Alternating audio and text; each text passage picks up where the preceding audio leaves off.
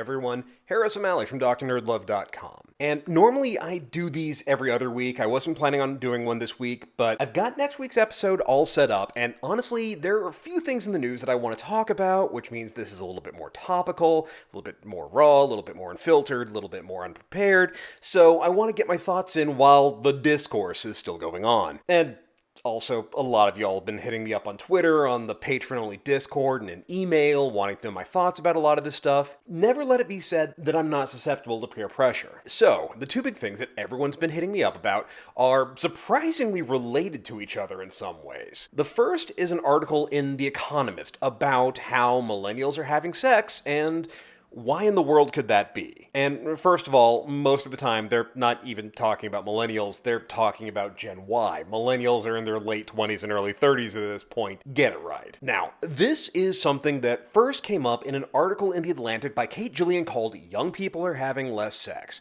And to be perfectly honest, Ms. Gillian's piece is way better written, way more comprehensive, and a little more honest, because the ultimate conclusion in the piece in The Atlantic is if I know. It's working under the conclusion that while there are some things that seem obvious, mostly young folks feeling like they don't know how to meet people or how to date, and hey, nice to meet you, check out my books. But for the most part, the general answer is we need to study this more instead of jumping to conclusions that just really sound good. And part of the problem is that people keep trying to find one magic bullet to whatever is causing the sex recession, a bull term if ever there was one, and they're especially reaching when they start trying to compare, say, American millennials with millennials and Gen Yers in Japan, who are also not having as much sex. And that right there is a mistake because you can't really compare the two because there's a massive cultural difference in what's going on. Part of the reason why there are so many hikikomori, why there are so many dudes who aren't dating and women who are just refusing to get married, is because young folks in Japan are getting screwed by the culture and the economy. Women in Japan are saying that dating and marriage is just a bad deal for them, especially because they're expected to quit working once they get married, while the young men keep being told that they're supposed to be living like they're in an economy that doesn't exist anymore, where education and training doesn't mean anything, where there's no stability, there's certainly no more job security the way there used to be, and there's no upward mobility. So basically, everyone's realizing that everything's bullshit and on fire, and a lot of them are just plain shutting and refusing to participate. And even that is oversimplifying things. But The Economist puts the blame on all of the usual suspects. The internet and smartphones in particular, porn, hookup culture, and, you guessed it, the Me Too movement. And yeah, that's all kind of bullshit. The hookup culture that everybody's talking about didn't actually exist. This was a case of people talking to a few folks in a very specific subculture in college, mostly white frat boys and the folks who party with them, and extrapolating it out from there. Way the hell more people were talking about hookup culture than were actually living it. And I've covered the issues with porn, especially the idea that porn addiction is even a thing, it's not, or whether Me Too is making dating impossible. Spoiler alert, that's not it. And I've covered these in previous episodes. Go check out the episodes. I link to them in the show notes, or hit the thing in the corner. It's easy to put the blame on those because everybody's talking about them in general, so it's all top of mind. Plus, if you say the words Me Too, then you get a bunch of dudes in the comments who are screaming and flinging like Gibbons, so it's pretty good for engagement and hate views. And while I'm certainly not going to argue that more guys are feeling nervous or anxious around the idea about approaching women, because, trust me, I hear from them all the time, and I got a whole lot of thoughts about that in general, that's not really the issue either. Here's what's actually happening if you look at the numbers. The number of young men who are reporting that they have not had any sex in the previous year has nearly tripled, while the number of women who aren't having sex has only gone up by about 8%. Part of what's interesting about that, and actually does tie in with Me Too, sort of, is that a lot of the reason for this is because women are having less sex that they don't want. There are fewer women who are letting themselves be pressured into sex, who aren't sleeping with folks because they feel like they have to, or because it'd be easier in the fuss those dudes would be making if they said no, or otherwise just giving in to sex that they really don't want to have.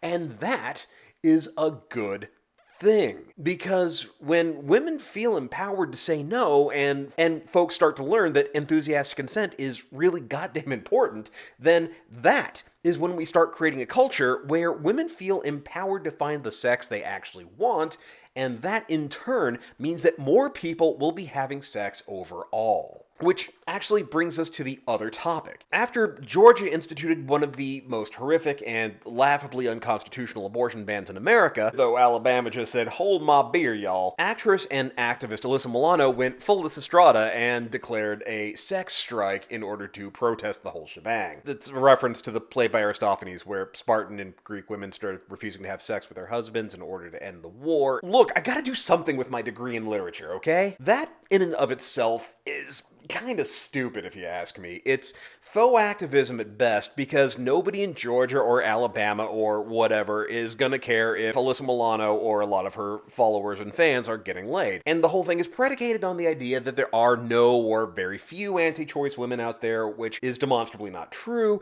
and the way that she phrased things could be seen as excluding trans women, which I don't think she intended, but it still ain't a good look anyway. And then there's the fact that things like the Georgia and Alabama laws, like most right-wing anti-choice laws, aren't about being pro-life or pro-children.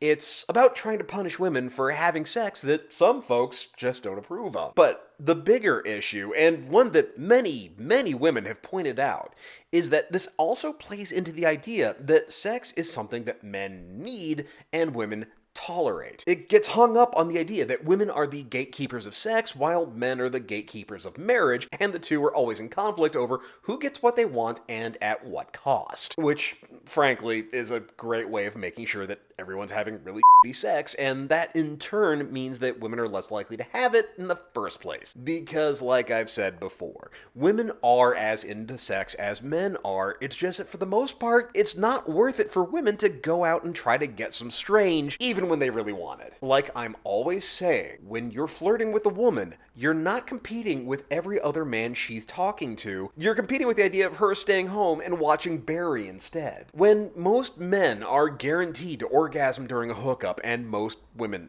aren't, there's not a lot of incentive for women to go with a guy when she's got toys at home that'll do the job every time. And the toys won't call her a whore afterwards. But what's high goddamn hilarious has been the number of dudes who have been going out of their way to let the world know they have never actually pleased a woman. If we get anything out of the call for a sex strike, it's the guys who insist on telling on themselves on Twitter, and in some cases, getting ratioed so hard, the universe itself has been telling them to stop.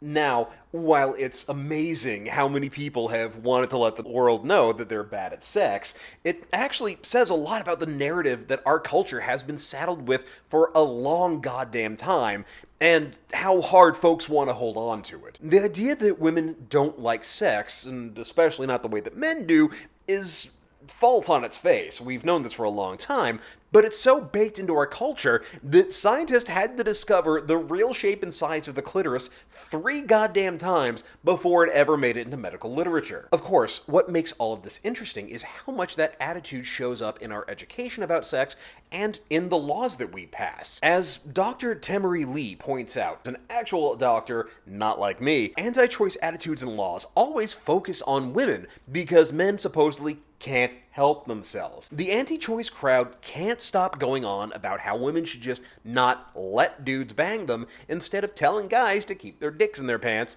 because, let's be real here, it takes 2 to tango and women aren't getting pregnant until sperm's involved. And you've got a whole lot of dudes who not only want casual sex with no strings, but who also want to have it without condoms because condoms make it a little less fun, and we can't have that now. And so, all of the burden and all of the blame falls on women. So, to bring it back to that Economist article from earlier, if you want to understand why more millennials aren't having sex, look at the laws, like the ones that just got passed in Georgia and Alabama, look at the folks who are supporting it, and look at the folks who are demonstrating to the world that they couldn't care less about women's pleasure, health, or safety. That is going to give you your answer.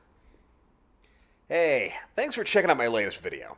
So, You've heard from me, now I want to hear from you. If you're someone who's been choosing to not have sex recently, or you've been much more selective about who you are having sex with, I want to hear your story, so share your thoughts in the comments below. And if you've got a short dating question you'd like to have answered on here, then you can call it in to 512-522-6513 and leave a voicemail, or you can record it on your end and send it to doc@drnerdlove.com with "for YouTube" in the subject header. And since we're talking about folks not knowing how to meet women or how to find the sex or relationships they want, if you want to grind up your social skills and finally take a level in sexy badass, then check out my book, New Game Plus, The Geek's Guide to Love, Sex, and Dating. This is the A to Z instruction manual that we all wish we had gotten as soon as we started getting interested in dating.